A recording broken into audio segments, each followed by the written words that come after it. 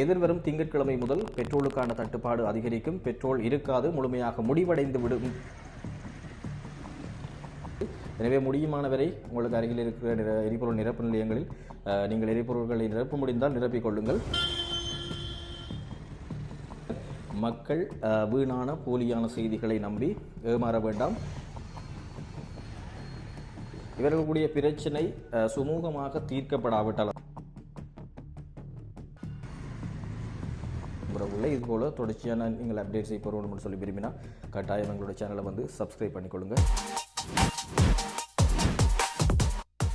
Right, வணக்கம் உறவுகளே. பன்னி நண்பன் யூடியூப் தளமூடாக மற்றும் ஒரு காணொலியில் வந்து சந்திப்பதில் மகிழ்ச்சி. இன்றைய தினம் மிக முக்கியமான ஒரு தொனிப்பொருளில் தான் பேச இருக்கின்றோம். குறிப்பாக இலங்கையில் தற்போது சில மாற்றங்கள் இடம்பெற்றிருக்கின்றது. இந்த மாற்றங்கள் காரணமாக மக்கள் மத்தியில் பல குழப்ப நிலைமைகளும் ஏற்பட்டிருக்கின்றது. எனவே மக்களுக்கு ஒரு விழிப்புணர்வு ஏற்படுத்தும் முகமாகவும் உண்மையில் என்ன நடக்கின்றது என்பது சம்பந்தமான விஷயத்தை தெளிவுபடுத்துவது சம்பந்தமானதான் இந்த காணொலி அமைய போகின்றது. குறிப்பாக உங்களுக்கு தெரியும், எரிபொருள் பற்றாக்குறை இடம்பெற்றிருக்கின்றது. இந்த எரிபொருள் பற்றாக்குறை காரணமாக அனைத்து எரிபொருள் நிலையங்களிலும் மீண்டும் இந்த வரிசை யுகம் உருவாகி இருக்கின்றது, குறிப்பாக இந்த எரிபொருள்களை பெறுவதற்காக.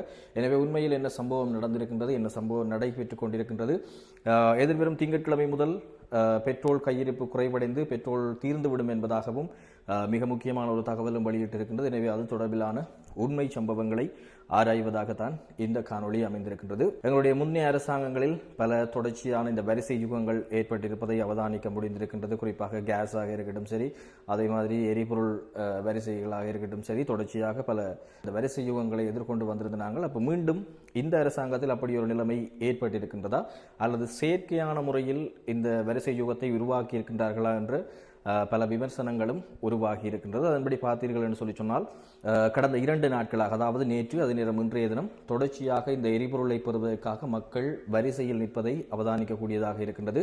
இந்த காணொலியின் போது நீங்கள் சில விஷுவல்ஸை பார்க்கக்கூடியதாக இருக்கும். குறிப்பாக யாழ்ப்பாணத்தினுடைய சில எரிபொருள் நிலையங்களில் தொடர்ச்சியாக மக்கள் இந்த எரிபொருளை பெறுவதற்காக முண்டியடித்துக் கொண்டிருக்கின்ற போக்கினையும் காணக்கூடியதாக இருக்கின்றது. உண்மையில் சற்று முன் ஒரு மிக முக்கியமான செய்தி வெளியாக இருக்கின்றது.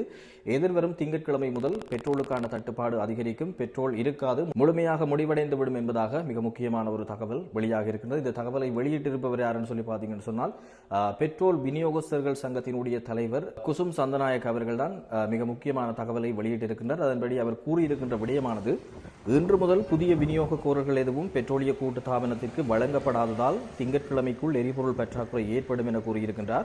கடந்த காலங்களில் சங்கம் ஒருபோதும் வேலை நிறுத்த நடவடிக்கையில் ஈடுபடவில்லை என்றாலும் விநியோகஸ்தர்களுக்கு வழங்கப்பட்ட 3% கொடுப்பனவை நீக்கிவிட்டு அதை புதிய சூத்திரத்தால் மாற்றுவதற்கான இலங்கை பெட்ரோலிய கூட்டுத்தாபனத்தின் தற்போதைய முடிவால் தங்களுக்கு வேறு வழியில்லை என்று அவர் குறிப்பிட்டிருக்கிறார்.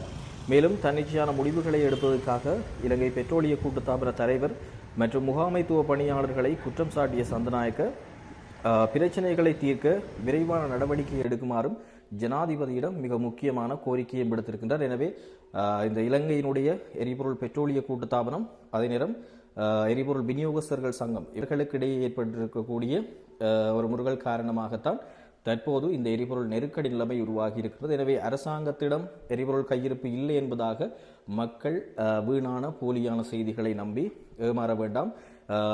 மக்களுக்கு தேவையான, நாட்டுக்கு தேவையான எரிபொருள் கையிருப்பு நாட்டிலே இருக்கின்றது.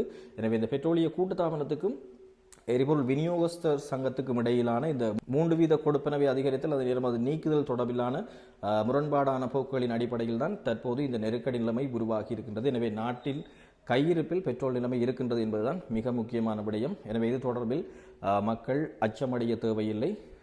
இதுதான் இதனுடைய மிக முக்கியமான விடயமாக இருக்கின்றது. அதே நேரம் எதிர்வரும் திங்கட்கிழமை, அதாவது இன்றைய தினம் பார்த்தீர்கள் சொன்னால் சனிக்கிழமை, எதிர்வரும் திங்கட்கிழமை நாளை மறுதினத்துக்குள் இலங்கையினுடைய பெட்ரோல் கையிருப்பு முடிவடைந்துவிடும் என்பதாகவும் மிக முக்கியமான தகவலை நான் ஏற்கனவே கூறியது போல குசும் சந்தநாயக் அவர்கள் வெளியிட்டிருந்தார். காரணம் என்று சொல்லி சொன்னால், இதே பிரச்சனை காரணமாகத்தான். அதே நேரம் கையிருப்பில் எந்த குறைவும் இல்லை. இவர்களுடைய பிரச்சனை சுமூகமாக தீர்க்கப்படாவிட்டால், அதாவது இந்த 2 நாட்களுக்குள் தீர்க்கப்படாவிட்டால் இந்த எரிபொருள் பிரச்சனை நீடிக்கும் என்பதுதான் அதனுடைய அர்த்தம். எனவே மக்கள் இது தொடர்பில் பிழையாக விளங்கிக் கொள்ள வேண்டிய அவசியம் இல்லை. இருந்தாலும் சில நேரம் இந்த பிரச்சனை தீர்க்கப்படாவிட்டால் திங்கட்கிழமை முதல் மீண்டும் எரிபொருள் நெருக்கடி நிலைமை உருவாகக்கூடியதற்கான வாய்ப்புகள் இருக்கின்றது. எனவே முடியுமானவரை உங்களுக்கு அருகில் இருக்கிற எரிபொருள் நிரப்பு நிலையங்களில் நீங்கள் எரிபொருள்களை நிரப்ப முடிந்தால் நிரப்பிக் கொள்ளுங்கள். பெரும்பாலும் இந்த பிரச்சனை வந்து நேர காலங்களுக்குள் சுமூகமாக தீர்த்து வைக்கப்படும் என்று சொல்லித்தான் பல தரப்புகளும் நம்பிக்கொண்டிருக்கிறார்கள். எனவே மக்கள் வீணாக வந்து அச்சமடைய தேவையில், அதாவது முன்னே அரசாங்கங்களில் இருந்தது போல எரிபொருள் கையிருப்பு நாட்டில் குறைவடையவில்லை. எரிபொருள் கையிருப்பு தாராளமாக இருக்கின்றது. அந்த இரண்டு மிக முக்கிய தரப்புகளுக்கு இடையில் இருக்கின்ற அந்த முருகல் நிலைமைகள் காரணமாகத்தான் தற்போது இந்த ஒரு இக்கட்டான நிலைமை உருவாகி இருக்கின்றது என்பதுதான் மிக முக்கியமான விடயம். அதே நேரம் இந்த அனுர அரசை வந்து அனுர அரசு சம்பந்தமான செயற்கையான இவ்வாறான எரிபொருள் வரிசைகள் உருவாகி கொண்டிருக்கிறது என்பது சம்பந்தமான போலி செய்திகளை பரப்புவதற்காகவும் சிலர் இப்படியான விடயங்களில் ஈடுபட்டு கொண்டிருப்பதாகவும் நேற்றைய தினம் பாராளுமன்ற அமர்வில் அமைச்சர் அனில் ஜெயந்த் அவர்களும் மிக முக்கியமான விஷயத்தை சுட்டிக்காட்டியிருந்தார். எனவே மக்கள் மீண்டும் மீண்டும் சொல்கின்ற விடயம்தான், மக்கள் இந்த எரிபொருள் வரிசை அதே நேரம் எரிபொருள் பற்றாக்குறை நிலைமை தொடர்பில் பயப்பட வேண்டிய அவசியமில்லை. இருந்தாலும் உங்களுடைய தேவைகள் நிமித்தம் உங்களுடைய பாதுகாப்புகள், உங்களுடைய எரிபொருள் தேவைகளை வந்து பூர்த்தி செய்வதற்குமான மேலதிக நடவடிக்கைகளை நீங்களே எடுத்துக்கொள்ளுங்கள். இது பொதுவான செய்தி. இதுபோல தொடர்ச்சியான நீங்கள் அப்டேட்ஸை பெற வேண்டும் என்று சொல்லி விரும்பினா கட்டாயம் எங்களுடைய சேனலை வந்து சப்ஸ்கிரைப் பண்ணிக்கொள்ளுங்கள். நன்றி, வணக்கம்.